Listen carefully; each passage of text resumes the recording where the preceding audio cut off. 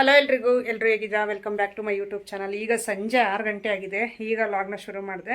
ಹೊಸದಾಗಿ ಯಾರಾದರೂ ನೋಡ್ತಾ ಇದ್ದರೆ ಪ್ಲೀಸ್ ಸಬ್ಸ್ಕ್ರೈಬ್ ಮಾಡ್ಕೊಳ್ಳಿ. ವಿಡಿಯೋ ಇಷ್ಟ ಆದರೆ ಒಂದೇ ಒಂದು ಲೈಕ್ ಮಾಡಿ. ಸೊ ಇವತ್ತು ಸ್ವಲ್ಪ ಎಲ್ಲನೂ ಡಲ್ ವಿಡಿಯೋ. ಸೊ ಬೆಳಿಗ್ಗೆಯಿಂದ ಅಷ್ಟೇ ಯಾಕೋ ಬಾಡಿ ಪೇನ್ಸ್ ಎಲ್ಲ ಜಾಸ್ತಿ ಐತೆ.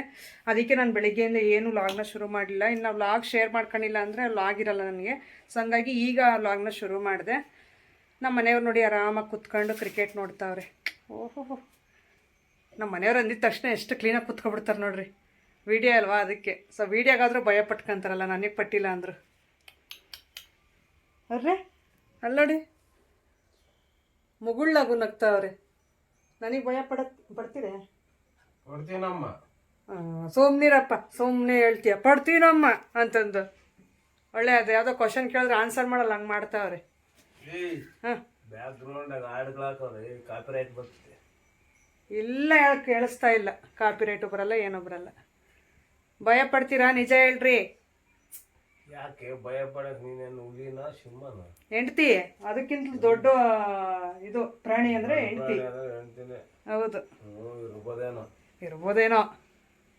ಮಂಜುನಾಥ್ ಅವ್ರೆ, ಏನು ನೆಟ್ಟು ಡೌನ್ ಆಗೈತೆ. ಭಯ ಪಡ್ತಾರಂತೆ. ನೋಡೋಣ ಏನ್ರಲ್ಲಿ ಭಯ ಪಡ್ತಾರೆ. ಭಯನೂ ಪಡಲ್ಲ. ಸೊ ಅವರೇ ತಪ್ಪು ಮಾಡಿದ್ರು ನಾನೇ ಭಯ ಪಡಬೇಕು, ನಾನೇ ತಪ್ಪು ಮಾಡಿದ್ರು ನಾನೇ ಭಯ ಪಡಬೇಕು. ಆ ರೀತಿ ಅವ ಮೇಂಟೈನ್ ಮಾಡೋರು. ರೆಡಿ ಮಾಡ್ಕೊಡ್ತೀನಿ. ಆಸೆ ಬಿಡ್ತಿಲ್ಲ ಮಾತಾಡೋಕ್ಕಿಲ್ಲ ಅಂದರೆ ಮಾತಾಡೋರು ಇವ್ರು. ಹೆಂಗೆ ಅಂದರೆ ಸ್ವಲ್ಪ ಮಾತಾಡೋರ್ಗೆ ಅಷ್ಟೇ. ಆಮೇಲೆ ಮಾತಾಡ್ಬಿಟ್ರೆ ನೆಕ್ಸ್ಟ್ ನಾನು ಸ್ಟಾಪ್ ಮಾಡಿ ಅಂದರೂ ಮಾಡಲ್ಲ, ಹಂಗೆ ಮಾತಾಡ್ಬಿಡ್ತಾರೆ. ಅಡುಗೆ ಮನೆ ತೋರಿಸ್ತೀನಿ ಬನ್ನಿ. ಎಷ್ಟೊಂದು ಗಲೀಜಾಗಿದೆ ಇವತ್ತು. ಏನು ನಾನು ಕೆಲಸನೂ ಮಾಡಲಿಲ್ಲ, ಕ್ಲೀನೂ ಮಾಡಲಿಲ್ಲ ಇವತ್ತು. ನೋಡಿ, ಊಟ ಮಾಡಿರೋದು ತಟ್ಟೆ ಅವೆಲ್ಲ ಪಾತ್ರೆಗಳೆಲ್ಲ ಇಲ್ಲೇ ಇದೆ. ನೋಡಿ, ಇಷ್ಟು ಪಾತ್ರೆಗಳು ತೊಳಿಬೇಕು ಇನ್ನೂ. ಅಡುಗೆ ನೋಡಿದ್ರೆ ಏನಿಲ್ಲ. ನಮ್ಮೂರಲ್ಲಿ ಇನ್ನೊಂದು ಏನು ಗೊತ್ತಾ, ಏನಾದರೂ ಹಿಂಗೆ ನನಗೆ ಹುಷಾರಿಲ್ಲದೆ ಇದ್ದಾಗ, ಇಲ್ಲ ಮಾಡೋಕ್ಕೆ ಬೋರ್ ಅನ್ನಿಸ್ದಾಗ ಏನಾದರೂ ತೊಗೊಂಡು ಬಂದು ತಿನ್ನೋಣ ಅಂದರೆ ಏನೂ ಸಿಗೋಲ್ಲ ನಮ್ಮೂರಲ್ಲಿ. ಹೋದರೆ ಲಿಂಗಳಿಗೆ ಹೋಗಬೇಕು, ಇಲ್ಲಾಂದರೆ ಇತ್ತ ಬೆಳ್ಳಿ ಬಟ್ಲವರೆಗೂ ಹೋಗಬೇಕು. ಸೊ ಹಂಗಾಗಿ ಇನ್ಯಾಕೆ ಅವ್ರ ಪ್ರಾಣ ತಿನ್ನೋದು ಅಂತ ನಾನೇ ಏನಾದರೂ ಒಂದು ಮಾಡ್ತಾಯಿರ್ತೀನಿ. ಇವತ್ತು ಯಾಕೋ ನನಗೆ ಮಾಡೋಕ್ಕೆ ಆಗ್ತಾಯಿಲ್ಲ, ಅಷ್ಟೊಂದು ಬಾಡಿ ಪೇನ್ಸ್ ಇದೆ ಜಾಸ್ತಿ. ನೋಡೋಣ, ಏನಾದರೂ ತರಿಸಿದ್ರೆ ಹೊರಗಡೆಯಿಂದ ತಗೊಂಡು ಬಂದು ತಿನ್ನೋದು, ಇಲ್ಲ ಅಂದರೆ ಮಾಡೋದು. ಎರಡರಲ್ಲಿ ಯಾವುದೋ ಒಂದು ಆಗುತ್ತೆ. ನಿಮಗೂ ಇದೇ ಥರನೇ ಆಗುತ್ತಾ ಹೇಳಿ? ನಾನೊಬ್ಬಳಿಗೆ ಆಗುತ್ತಾ, ಇಲ್ಲ ನಿಮಗೂ ಹಿಂಗೆ ಆಗುತ್ತಾ? ಯಾವತ್ತಾದರೂ ಒಂದೊಂದು ದಿನ. ಸೊ ಯಾವಾಗಲೂ ಅಲ್ಲ, ಯಾವಾಗಲಾದರೂ ಒಂದೊಂದು ದಿನ ಆ ರೀತಿ ಆಗುತ್ತಾ ನನ್ನ ರೀತಿ ಅಂತಂದೇಳಿ ಲಾಗ್ ಕಂಟಿನ್ಯೂ ಮಾಡ್ತೀನಿ. ನೋಡ್ತಾರೆ. ಲಾಸ್ಯ ನೋಡಿ ಬಂದವ್ರ ಮಾವನ ಜೊತೆ ಕುತ್ಕೊಂಡು ಹಿಂಗೆ ನೋಡ್ತಾವಳೆ. ಮತ್ತೆ ಯಾರಿಗೋ ಏನೋ ಹೇಳ್ತಾವಳೆ ಅಂತಂದು ನೋಡ್ತಾವಳೆ. ನಿನ್ನೆ ರಾತ್ರಿ ಹಂಗೆ ಲೈಟಾಗಿ ಮಳೆ ಬಂದಿದೆ. ನಾನು ಕಸಕ್ಕೆ ಅಂತ ಹೇಳ್ಬಿಟ್ಟು ಈ ಚೀಲನ ಇಲ್ಲಿಟ್ಟಿದ್ದೆ. ಅಂದರೆ ಮನೆ ಒಳಗಡೆ ಕಸ ಹೊಡಿತೀನಲ್ಲ, ಅದರಲ್ಲಿ ಕವರ್ಸ್, ಪ್ಲಾಸ್ಟಿಕ್ ಕವರ್ಸ್ ಎಲ್ಲನೂ ಇರುತ್ತೆ. ತಗೊಂಡೋಗಿ ಸುಮ್ಮನೆ ಈಚೆಗೆ ಹಾಕ್ಬಿಟ್ರೆ ನಮ್ಮವ್ರದ್ದು ಹಸುಗಳು ಮತ್ತು ಪಕ್ಕದ ಮನೆಯವ್ರದ್ದು ಹಸುಗಳು ತುಂಬಾ ಇದಾವೆ ಹೇಳ್ರಿ. ಸೊ ಸುಮ್ಮನೆ ಅದ್ರ ಬಾಯಿಗೆ ಸಿಕ್ಬಿಟ್ರೆ ಮತ್ತೆ ಅದಕ್ಕೆ ಪ್ರಾಬ್ಲಮ್ ಆಗುತ್ತೆ ಅಂತ ಹೇಳ್ಬಿಟ್ಟು ನಾನು ಚೀಲಕ್ಕೆ ಹಾಕ್ಬಿಡ್ತೀನಿ. ನಮ್ಮಮ್ಮ ಏನು ಮಾಡ್ತಾರೆ ಅಂದರೆ ಎಲ್ಲ ಒಂದು ಕಡೆ ಹಾಕ್ಬಿಟ್ಟು ಸುಟ್ಬಿಡ್ತಾರೆ, ಇಲ್ಲಾಂದರೆ ತಗೊಂಡೋಗಿ ದೂರ ಬಿಸಾಕಿ ಬಂದಿರ್ತಾರೆ. ಹಂಗಾಗಿ ನಾನು ಈ ರೀತಿ ಇದು ಮಾಡೋಣ ಅಂತಂದು ಆ ಚೀಲಕ್ಕೆ ಹಾಕಿಟ್ಟಿದ್ರೆ ಮಳೆ ಬಂದಾಗ ನಾನು ನೆನಪಿಸ್ಕೊಳ್ಳಿಲ್ಲ. ಆ ಚೀಲ ಸ್ವಲ್ಪ ಎಲ್ಲ ನೆಂದೋಗಿತ್ತು, ಅದಕ್ಕೆ ಸ್ವಲ್ಪ ನೀಟಾಗಿ ಒದರ್ಬಿಟ್ಟು ಸೈಡ್ಗೆ ಇಡ್ತಾ ಇದ್ದೆ.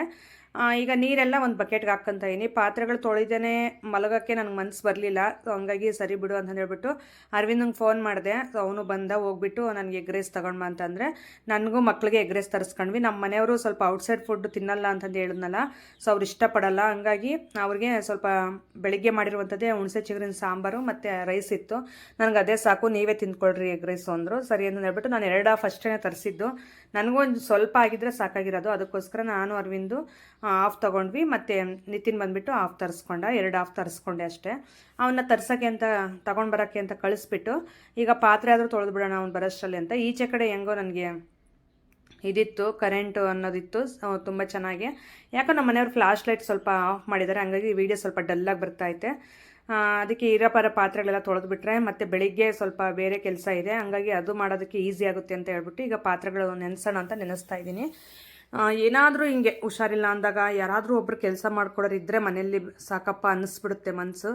ಯಾಕಂದರೆ ಪೇಯ್ನ್ಸ್ ಆ ಥರ ಇತ್ತು ನನಗೆ. ಕಾಲು ಪೇಯ್ನು ಆಗಿರ್ಬೋದು, ಬಾಡಿ ಪೇಯ್ನ್ ಆಗಿರ್ಬೋದು, ತುಂಬ ಇತ್ತು ಹೇಳ್ರಿ. ಇಂಜೆಕ್ಷನ್ ಏನೂ ತೊಗೊಂಡಿಲ್ಲ. ನಮ್ಮಮ್ಮ ಬೈತಾ ಇರ್ತಾರೆ, ಆ ಥರ ಆದಾಗ ಒಂದು ಇಂಜೆಕ್ಷನ್ನು ಇಲ್ಲ ಟ್ಯಾಬ್ಲೆಟೋ ತೊಗೋಬೇಕು, ನೀವೇನು ತೊಗೊಳಲ್ಲ, ಅದು ಬಂದಿರೋದು ಅದೇ ವಾಸಿ ಆಗಬೇಕಂದ್ರೆ ಹೆಂಗೆ ವಾಸಿ ಆಗುತ್ತೆ ಅಂತಂದು ಬೈತಾ ಇರುತ್ತೆ ನಮ್ಮಮ್ಮ. ಇರಲಿ ಬಿಡಮ್ಮ, ಇವತ್ತೊಂದಿನ ನೋವುತ್ತೆ, ನಾಳೆ ಸರಿ ಹೋಗುತ್ತೆ ಅಂತಂದು ಹೇಳ್ತಾ ಇರ್ತೀನಿ. ಇನ್ನೊಂದು, ಇಷ್ಟು ನಾವು ಯುಗಾದಿ ಹಬ್ಬಕ್ಕೆ ಮನೆಯೆಲ್ಲ ಅಷ್ಟು ನಾನು ಒಬ್ಬಳೇ ಕ್ಲೀನ್ ಮಾಡ್ಕೊಂಡ್ರು ಆ ಧೂಳಲ್ಲಿ ನನಗೆ ಈ ಸಾರಿ ಕೆಮ್ಮು ನೆಗಡೆ ಅನ್ನೋದು ಏನೂ ಆಗಲಿಲ್ಲ. ಸೊ ಅದಾದ್ರೇ ನನಗೊಂದು ವೀಕ್ ಆದರೂ ನನಗೆ ಹುಷಾರಿಲ್ದಂಗೆ ಆಗ್ಬಿಡುತ್ತೆ. ಸದ್ಯ ದೇವ್ರ ದಯೆಯಿಂದ ನನಗದೇನೂ ಆಗಲಿಲ್ಲ. ಈ ಸುಮ್ಮನೆ ಬಾಡಿ ಪೇನ್ಸ್ ಮಾತ್ರ ಬರ್ತಾಯಿದೆ ಅವತ್ತಿಂದನೂ. ಹಾಗಾಗಿ ಅದನ್ನು ಕಡಿಮೆ ಆಗುತ್ತೆ ಬಿಡು ಅಂದ್ಕೊಂಡು ಈಗ ನಮ್ಮ ಮನೆಯವ್ರು, ನಾನು ಈ ಥರ ಏನಾದರೂ ಪಾತ್ರೆ ತೊಳಿಬೇಕಾದ್ರೆ ಈಚೆ ಕಡೆ ಯಾರಾದರೂ ಒಬ್ರು ಮಾತಾಡ್ತಾ ಕೂತ್ಕೊಂಡ್ರೆ ನನಗೆ ಅದು ಚೆನ್ನಾಗಿ ಅಭ್ಯಾಸ ಮಾಡ್ಕೊಂಡಿದ್ದೀನಿ. ಯಾರಾದರೂ ಒಬ್ರು ಮಾತಾಡ್ತಾ ಕೂತ್ಕೋಬೇಕು, ನನಗೆ ಬೇಗ ಕೆಲಸ ಮಾಡಿರೋ ಥರ ಫೀಲ್ ಬರುತ್ತೆ. ಇನ್ನೊಂದು ಬೇಗನೂ ಮಾಡ್ತೀನಿ ಕೆಲಸ ಅವರಿದ್ದಾಗ. ಇನ್ನು ಯಾರೂ ಇಲ್ಲ ಅಂದಾಗ ಒಬ್ಬಳೇ ಇದ್ದರೆ ನಿಧಾನಕ್ಕೆ ಮಾಡ್ತಾ ಇರ್ತೀನಿ. ಸೊ ಹಂಗಾಗಿ ನಾನು ಏನಾದರೂ ಹಿಂಗೆ ಹೊರಗಡೆ ಈಚೆ ಕಡೆ ಕೆಲಸ ಮಾಡಬೇಕಾದ್ರೆ ನಮ್ಮ ಮನೆಯವ್ರನ್ನ ಕೂರಿಸ್ಕೊಬಿಡ್ತೀನಿ ಚೇರ್ ಹಾಕಿ, ಇಲ್ಲೇ ಕುತ್ಕೊಂಡು ಮಾತಾಡ್ತಾ ಇರ್ರಿ, ನಾನು ಬೇಗ ತೊಳ್ಕೊಬಿಡ್ತೀನಿ ಪಾತ್ರೆಗಳು ಅಂದರೆ ಅವ್ರು ಕುತ್ಕೊತಾರೆ, ನಾನು ತೊಳಿತಾ ಇರ್ತೀನಿ. ಹಿಂಗೆ ಅದು ಮುಂಚೆಯಿಂದಲೂ ಚೆನ್ನಾಗಿ ಅಭ್ಯಾಸ ಮಾಡ್ಕೊಂಡಿದ್ದೀನಿ ಆ ರೀತಿ. ನೋಡಿ, ಇಷ್ಟು ಪಾತ್ರೆಗಳು ಬೆಳಿಗ್ಗೆಯಿಂದ ತಿಂದು ಹಾಕಿರೋದು ಮಕ್ಕಳು, ನಾವು ಎಲ್ಲರೂ. ಸೊ ಹಂಗಾಗಿ ಈಗ ಸ್ವಲ್ಪ ಬೆಳಕಿದ್ದಂಗೆ ತೊಳಿತಾ ಇದ್ದೆ, ನನಗೆ ಹುಷಾರಿದ್ದಿದ್ರೆ. ಈಗ ಕತ್ಲಾಗೋಯ್ತು, ಹಂಗಾಗಿ ಈಗಲೇ ತೊಳೆದಿಡ್ತಾ ಇದ್ದೀನಿ. ನಾನು ಒಳಗಡೆ ಸಿಂಕ್ ಏನೂ ಇಲ್ವಲ್ಲ, ಹಂಗಾಗಿ ಹೊರಗಡೆನೇ ತೊಳಿಬೇಕು. ಸ್ವಲ್ಪ ಜನ ಕಟ್ಟೆ ಥರ ಕಟ್ಟಿಸ್ಕೊಳ್ರಿ, ಇದೆಲ್ಲ ಈ ಥರ ತೊಳಿಬೇಡ್ರಿ ಅಂತ ಅಂದ್ರಿ. ಮತ್ತು ಇನ್ನೊಂದು ಸ್ವಲ್ಪ ಜನ ಒಳಗಡೆನೇ ಸಿಂಕ್ ಎಲ್ಲ ಮಾಡಿಸ್ಕೋಬೋದಲ್ವ, ಹಳೆ ಮನೆಗಳಿಗೂ ಮಾಡಿಸ್ಕೊತಾರೆ ಅಂತ ಅಂದ್ರಿ. ನನಗೆ ಯಾಕೋ ಈ ಹಳೆ ಮನೆಗೆ ಏನು ಮಾಡೋಕ್ಕೂ ನನಗೆ ಯಾಕೋ ಇಷ್ಟ ಆಗ್ತಿಲ್ಲ. ಸದ್ಯಕ್ಕೆ ಕಿಚನ್ದು ಗೋಡೆಗಳಿಗೆಲ್ಲ ವಾಲ್ಪೇಪರ್ ಹಾಕಿರೋದೇ ದೊಡ್ಡದು. ನನಗೆ ಮಾಡಿದ್ರೆ ಅಮೌಂಟ್, ಈ ನಡುವೆ ನನಗೆ ಆ ಥರ ಒಂದು ಬುದ್ಧಿ ಬಂದಿರೋದು, ಮಾಡಿದ್ರೆ ಏನು ವೇಸ್ಟ್ ಆಗಬಾರ್ದು, ಅದನ್ನು ಸೇವ್ ಆಗೋ ಥರನೇ ಇರಬೇಕು ಅನ್ನೋದು ಸ್ವಲ್ಪ ಐಡಿಯಾ ಬರ್ತಾಯಿದೆ ನನಗೆ. ಅದಕ್ಕೋಸ್ಕರ ಮುಂಚೆ ಎಲ್ಲ ತುಂಬ ಹಾಳು ಮಾಡ್ಕೊಂಡಿದ್ದೀನಿ ದುಡ್ಡು ಅನ್ನೋದು. ನನ್ನಿಷ್ಟು ನಮ್ಮ ಮನೆಯವ್ರ ಪಾಪ ನಾನು ಏನು ಹೇಳಿದ್ರು ಇಲ್ಲ ಅನ್ನಲ್ಲ, ಏನಿಷ್ಟು ನಾವು ತೊಗೊಳೋದು ಹಂಗೆಲ್ಲ ಮಾಡಿಬಿಟ್ಟು ಮನೇಲಿ ತುಂಬ ಐಟಮ್ ತೊಗೊಬಿಟ್ಟಿದ್ದೀವಿ. ಸೊ ಹಂಗಾಗಿ ಅದರಿಂದ ನನಗೆ ಸ್ವಲ್ಪ ಬೇಜಾರು. ಈಗ ಏನು ಮಾಡಬೇಕು ಅಂದ್ರೂ ಏನಕ್ಕೆ ಸುಮ್ಮನೆ ಅವೆಲ್ಲ ತೊಗೊಳೋದು, ವೇಸ್ಟ್ ಆಗೋದು ಇದ್ದರೆ ಈಗ ಲೈಫ್ ಲಾಂಗ್ ಇರುವಂಥ ಮನೆಗಾದರೆ ಆ ಥರ ಏನು ಮಾಡಿದ್ರೂ ನಡೆಯುತ್ತೆ. ಇದು ಹೆಂಗಿದ್ರೂ ನಾವು ಕಿತ್ತಾಕಲೇಬೇಕು, ಹಳೆ ಮನೆ ಇದು, ಶೀಟಿನ ಮನೆ. ಈ ಮನೆಗೆ ಏನಕ್ಕೆ ಸುಮ್ಮನೆ ಡೆಕೋರೇಷನ್ ಮಾಡೋದೆಲ್ಲನೂ ಅಂತಂದು ಹೇಳ್ಬಿಟ್ಟು ಸ್ವಲ್ಪ ನನಗೆ ರಿಸ್ಕ್ ಆದರೂ ಪರವಾಗಿಲ್ಲ ಅಂತ ಈಚೆ ಕಡೆನೇ ತೊಗೊಂಡೋಗಿ ಪಾತ್ರೆಗಳೆಲ್ಲ ತೊಳಿತಾ ಇರ್ತೀನಿ. ಈಗ ಪಾತ್ರೆಗಳು ತೊಳ್ಕೊಬಂದು ಈಚೆ ಒಳಗಡೆ ಎಲ್ಲ ನೀಟಾಗಿ ಎತ್ತಿಟ್ಟು ಕಸ ಹೊಡೆದು, ನನ್ನ ಮಗ ಅಷ್ಟರಲ್ಲಿ ತಂದುಕೊಟ್ಟು ಹೋದ ಅವನು. ಈಗ IPL ಬೇರೆ ಸ್ಟಾರ್ಟ್ ಆಗಿದೆ, ನಮ್ಮ ಮನೆಯವ್ರಿಗೂ ತುಂಬ ಇಂಟ್ರೆಸ್ಟು IPL ಅಂದರೆ. ಅದಕ್ಕೆ ಊಟ ಮಾಡಿಬಿಡೋಣ ಫಸ್ಟು ಅಂತಂದು 7:30 ಆಗಿತ್ತಾಗಲೇ. ಅವ್ರಿಗೆ ನೋಡಿ ಬೆಳಿಗ್ಗೆದೆ ರೈಸು ಮತ್ತು ಇದು ಹುಣಸೆ ಚಿಗುರು ಉಳ್ಸೊಪ್ಪು ಇಟ್ಕೊಟ್ಟೆ. ನಾನು ಹಾಫ್ ಎಗ್ ರೈಸ್ ತರಿಸ್ಕೊಂಡಿದ್ನಲ್ಲ ಅದನ್ನು ಬಿಚ್ತಾ ಇದ್ದೀನಿ. ನಮ್ಮ ಮನೆಯವ್ರು ಸ್ವಲ್ಪ ಹಂಗೇ ಔಟ್ಸೈಡ್ ಫುಡ್ ಇಷ್ಟಪಡಲ್ಲ, ಮನೆಯಲ್ಲಿ ಮಾಡಿರೋದು ಅವ್ರಿಗೆ ತುಂಬ ಇಷ್ಟ ಆಗುತ್ತಂತೆ.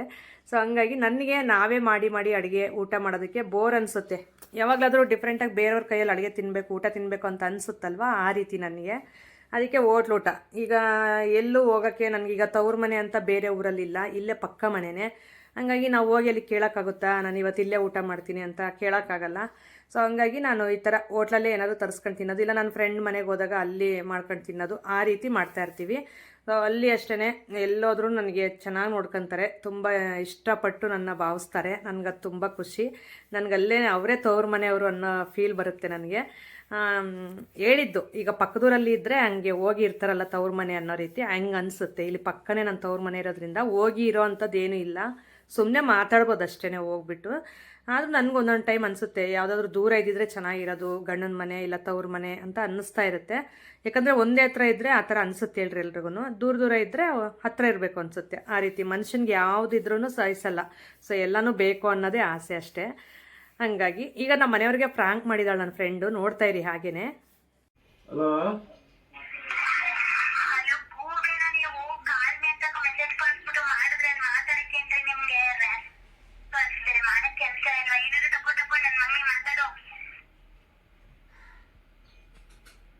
ಹಲೋ,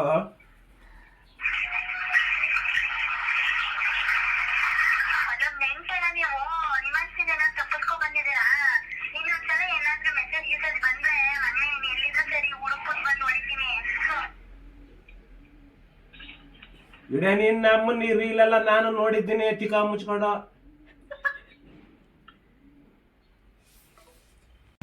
ನೀವ್ಯಾರು ಫೋನ್ ಮಾಡಿರೋದು?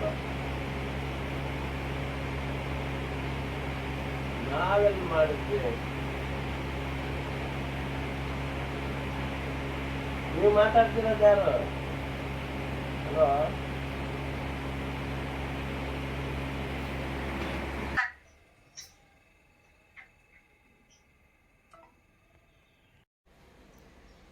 ನಿನ್ನ ಅಮ್ಮನ ನಿಮ್ಗೇನು ಮಾಡಕ್ ಕೆಲಸ ಇರಲ್ಲ?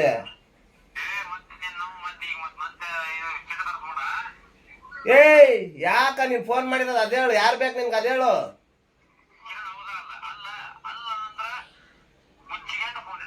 ಕಿರಣ್ ಅಲ್ಲ, ಅವಾಗೆ ಹೇಳಿರ್ತೀರ ಫೋನ್ ಮಾಡಿಬಿಟ್ಟು. ಅದು ಗೊತ್ತಾಯ್ತಿಲ್ಲ ಫಸ್ಟ್ ನಿಂಗೆ. ಹಲೋ, ಯಾರು ಯಾರು? ಏ, ನಿಮ್ದು ಯಾವರು? ಹಾ, ಈ ಫೋನ್ ಮಾಡಿದ ನೀನು ಯಾರು? ನೀನ್ ಫಸ್ಟ್ ಅದ ಹೇಳು. ಆ ಕನ್ನಡ ಬರ್ತದ ಮಾತಾಡಕ್ಕೆ?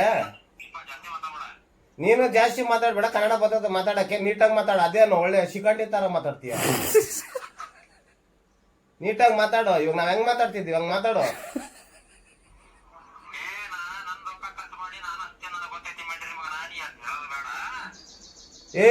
ನೀನ್ ನಮ್ಮ ಸುಳೆ ಮಗನೇ, ಯಾವ್ರ ನೀನು? ಫಸ್ಟ್ ಟೈಮ್ ಆ ರೀತಿ ನನ್ನ ಫ್ರೆಂಡ್ ಫ್ರಾಂಕ್ ಕಾಲ್ ಮಾಡಿರೋದು. ಅಂದರೆ ಅದು ಕಾಲ್ ರೆಕಾರ್ಡ್ ಆಗಿರೋದು ಯೂಟ್ಯೂಬಲ್ಲಿ ಇಟ್ಬಿಟ್ಟು ಫೋನ್ಗೆ ಮಾತಾಡಿರೋದು. ನಮ್ಮ ಮನೆಯವರಂತೂ ಫುಲ್ಲು ರಿಯಾಕ್ಟ್ ಆಗಿದ್ರು. ಎಷ್ಟು ನಕ್ಕಿದೀವಿ ಅಂದರೆ ಅಷ್ಟಿಷ್ಟು ನಕ್ಕಿಲ್ಲ ಹೇಳ್ರಿ ಅವತ್ತು, ಮೊನ್ನೆ ದಿನ. ಹಾಗೆ ಸಂಜೆ ಬಂದುಬಿಟ್ಟು ಇವರು ಬಂದಿದ್ದರು ಹಿಂದಿನ ದಿನ, ಪಾವಗಡದವರು. ಸೊ ಜಾತ್ರೆ ಇದೆ 17 ತಾರೀಕು, ಬರಲೇಬೇಕು ಅಂತ ಹೇಳ್ಬಿಟ್ಟು ಪಾಂಪ್ಲೆಟ್ ಎಲ್ಲ ತೊಗೊಂಡು ಬಂದಿದ್ರು ಕರೆಯೋದಕ್ಕೆ. ನಿಜ ಈ ಪ್ರೀತಿಗಂತೂ ನಾನು ಚಿರಋಣಿಯಾಗಿರ್ತೀನಿ. ತುಂಬ ಅದೃಷ್ಟ ಮಾಡಿದ್ದೆ ನಾನು ಈ ಥರ ಪ್ರೀತಿ ಸಿಗೋಕ್ಕೆ. ಯಾಕಂದರೆ ಅಲ್ಲಿಂದ ಬಂದು ನನಗೋಸ್ಕರನೇ ಈಗ ಕರೆದೋಗೋಕ್ಕೆ ಅಂತ ಬಂದಿದ್ದಾರಲ್ಲ. ಸೊ ಅದು ಸಾಕು, ಅದು ಉಳಿಸ್ಕೊಂಡಿದ್ದೀನಲ್ಲ ಮರ್ಯಾದೆ ಅಂತ ಅನ್ನಿಸ್ಬಿಡ್ತು ನನಗೆ ಮನಸ್ಸಲ್ಲಿ. ಹಾಗೆ ನಮ್ಮ ಮನೆಯವರು ಹೇಳ್ತಾಯಿದ್ರು, ಬರ್ತೀವಿ ಹೇಳ್ರಿ, ಕಂಪಲ್ಸರಿ ಬಂದೇ ಬರ್ತೀವಿ ನಾವಿಬ್ರು, ನಿಮಗೆ ಕಾಲ್ ಮಾಡ್ಕೊಂಡೆ ಬರ್ತೀವಿ ಅಂತ ನಂಬರೆಲ್ಲ ತೊಗೊಂಡ್ರು. ಸರಿ ಅಂತ ಹೇಳ್ಬಿಟ್ಟು, ಬ್ರದರ್ಸ್ ಕಾಫಿ ಟೀ ಏನಾದರೂ ಕುಡೀರಿ ಅಂದರೆ ಬೇಡ ಅಂತ ಹೇಳ್ಬಿಟ್ಟು ನೀರು ಕುಡಿದ್ರು. ಸೊ ನೀರು ಕುಡಿದ್ಬಿಟ್ಟು ಈಗ ಅವರು ಹೊರಟರು, ಪಾಪ ಲೇಟ್ ಆಗಿದೆ ಅಂತಂದು. ಈ ರೀತಿ ಇತ್ತು ಇವತ್ತಿನ ವಿಡಿಯೋ. ಸಿಗೋಣ ನಾಳೆ ಒಂದು ಒಳ್ಳೆ ಲಾಗ್ ಮುಖಾಂತರ. ಹೊಸಬ್ರು ಯಾರಾದ್ರು ನೋಡ್ತಾ ಇದ್ರೆ ಪ್ಲೀಸ್ ಸಬ್ಸ್ಕ್ರೈಬ್ ಮಾಡ್ಕೊಳ್ಳಿ. Thank you for watching. Bye.